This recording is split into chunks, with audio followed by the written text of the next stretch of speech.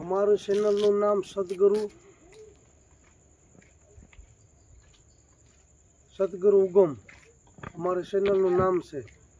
તો જે જોતા હોય સબસ્ક્રાઈબ કરજો.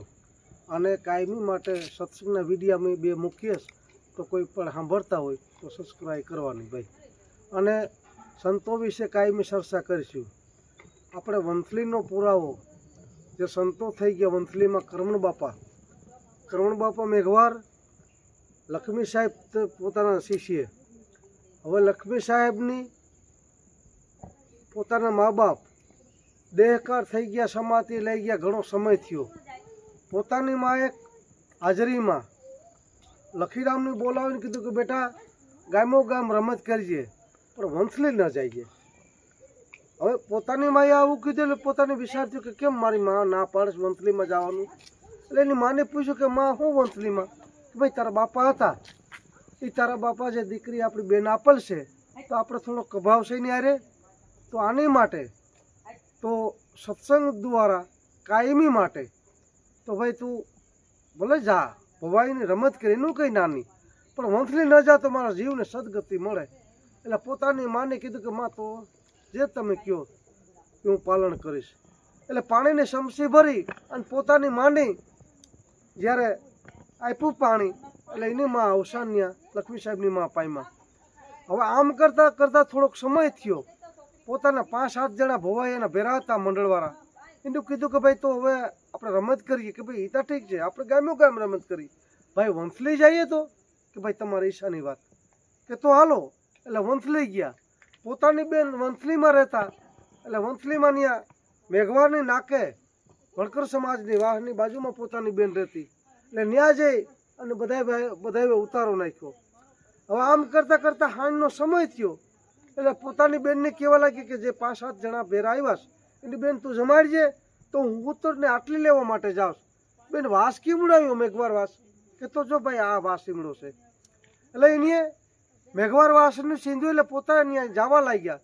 ત્યાં જઈને 2-4 જણાને કીધું કે ભાઈ અહીંયા વાસમાં કૂતર વણતકામનો ધંધો કોણ કરસ? કે બાપા કરમણ બાપા કરસ. એટલે કરમણ બાપાને પૂછતો બે ડેલીએ ગયો. એટલે 2 જણા કીધું કે ભાઈ જો કરમણ બાપાને ડેલી હામી છે એટલે મારો પડકારો એટલે સીધે કીધું કે બાપા છે હાજર? તો કે હા. કોણ છે ભાઈ તું? તો ભાઈ હું લખીરામ ભોવાયો છે. કે તો ભાઈ લખીરામ ભોવાયો હોય તો તું આવી ભાઈ અંદર. એટલે ડેલી ખોલીને અંદર ગયા. એટલે કીધું કે બે ભાઈ. એટલે ત્યાં બેઠા. કે ભાઈ તું કેની માટે આવસ? હું લેવા માટે આવ્યો? કે બાપા હું લેવા માટે એ આવ્યું હુતરને આટલી લેવા. કે ભાઈ હુતરને આટલી હું આજે જુનાગઢમાં દઈ આવ્યો પણ સદાય થોડીક પડીશ, તારે જોતી હોય તો હું આપી તું બે. એટલે બેઠો. એટલે થોડોક સમય થયો હંજારનો. એકલ ઓરડામાં જઈ કરમણ બાપાએ ધ્યાન ચડાવી અને જ્યારે સમાધિમાં જોયું લક્ષ્મી સાહેબ મહાન સંત હતા. એટલે કીધું કે ભાઈ તું કાયમી માટે આ રમત કેટલાક વર્ષથી કરત? ભાઈ હું બાપા 20 વર્ષથી રમત કરું. કે ભાઈ આ 20 વર્ષથી તું રમત કરસ, એક દી દેહ પડી જાય. આની માટે સદગુરુના ઘરને રમત કરી લે ને ભાઈ, તે તારું નામ ના રહી જાય. કે બાપા કોઈ રમત કરનારો મને કોઈ સદગુરુ તો મળવો જોઈએ ને. કે તો ભાઈ બે. એટલે પોતા પાસે નામ ભજન આવું સતનામીને આપ્યું કે લે ભાઈ પણ તારે ઘાઘરી ન પહેરવી. કે બાપા આ ઘાઘરી મૂકી. હવે એ ઘાઘરી મૂકી ગુરુ મહારાજના વર્તમાનમાં રહી અને જ્યારે જવા લાગે સોરોજીને ઘાયલ થઈ ગયા. ઊંધી માથે પોતે હુતલ. એટલે બેન પોતે ગોતવા આવી કે ભાઈ મારો ભાઈ વાસનેન્દ્ર કરમણ બાપાની ક્યાં એ સમયની અંદર દેવકિરિયાની બહુ ગતિ. એટલે એને કીધું કે વાસનેન્દ્ર મેઘવાર વાસમાં ગયા, મારા ભાઈની તકલીફ કી આપ્યો હોય. એટલે આમ કરતાં કરતાં બેન પાસે આવીને કીધું કે બાપા તો મારો ભાઈ આજ ભવાઈના પોળામાં આવતા નથી તો મારો ભાઈ ગયા ક્યાં? કે બેન આટલી લઈને આગળ ગયા. એટલે આટલી લઈને ત્યાં જવા લાગે. સોરજને હુઈ ગયા. સોરજને હુતા એટલે બેન ત્યાં જ ગઈ. એટલે બેનને કીધું કે ભાઈ બેઠો હતા ગામો ગામના રાજા રજવાડા જોવા આવ્યા અને ભાઈ તારી રાહ જોઈને બધા બેઠા. કે બેન હું એમ રમત કરવાની નહીં આવું. મારો ગુરુ મહારાજને મેં એટલું કીધું કે ભાઈ આજથી ઘાઘરી આ મેં છોડી. જો એ કરમણ બાપા આવીને મને એમ કે ભાઈ આજ છેલ્લો રમત કર, હું રમત કરું. એટલે બેન પાસે ત્યાં ગઈ કરમણ બાપા પાસે કે બાપા એ તમારું બેન કરીને બેઠા. જો તમે કહો તો એ રમત કરે. કે હાલ ભાઈ તો હું આવું. હું આંધા વિંધા જીવો છે, મારી આંગળી પકડી લે બેન, હાથમાં ગેડડી. કરમણ બાપા ત્યાં આવ્યા. ત્યાં આવીને ઠેવો માર્યો ગેડડીને. હે ભાઈ બેઠો થા, આ છેલ્લી રમત કરી મારે પણ જોવી છે. એ જ્યારે ત્યાં જવા લાગે જે પોતાની મેદની ત્યાં ખૂબ ભરેલ હતી કરમણ બાપા અને લક્ષ્મી સાહેબ ત્યાં ગયા એટલે પોતે અહીંયા વસ્ત્ર ધારણ ભગવો ધારણ કરી લીધો. ભગવો વસ્ત્ર ધારણ કરી હાથમાં ખપર લઈ લીધું, સીપિયો લીધો, ભગવો વસ્ત્ર લઈ લીધું અને પરમાવી અને જ્યારે માર્યો ઠેકડો મારીને પરમાવી સીધી વાણી હું તમારે ઘરવાળી ફલાણાભાઈ એ બધું મુકાઈ ગયું અને તરત વાણી પ્રાપ્ત થઈ ગઈ.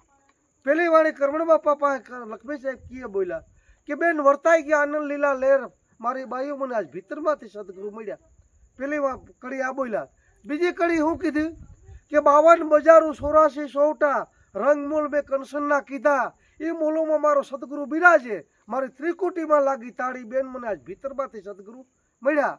અરે વાણી વેખરી કરતા જાય પણ છેલ્લે એ રજવાડા બધા બેઠા હતા. રાજાના સિંહાસન હતા, રાજા બેઠેલ, કરમણ બાપા પણ સિંહાસન ઉપર બેઠા હતા. ત્યાં જઈને પોતાના ગુરુ મહારાજની શરણે જઈ પગે લાગી નામાસળે પોતાના ગુરુ બોલ્યા કે ઘડીના ઘડિયાળા વાગે 36 રાગ રાગણી સીની ઝરૂખ મૂળને ઝરૂખ ઝારિયા ઝાલરી વાગે ઘડી એ બેનું મને આજ ભીતરમાંથી સદગુરુ મળ્યા. પછી છેલ્લે નામાસરણ કીધું બેન સતનામનો સંતાર લીધો ગુણ તખત ઉપર ગાયો કરમણનો છેલ્લો લખીરામ બોલ્યા ગુરુજી વતા મને ગુપત પ્યાલો પાયો બેન આજ વર્તાઈ ગયા આનંદ લીલા લેર. આવું જ્યારે નામાસરણ કરી ગુરુ મહારાજની શરણે થઈ અને લક્ષ્મી સાહેબ બધી મેદની હતી એને હાથ જોડી અને કરમણ બાપાની વિનંતી કરે ઓળખાણ આપી. બોલો સદગુરુ સાહેબની જય.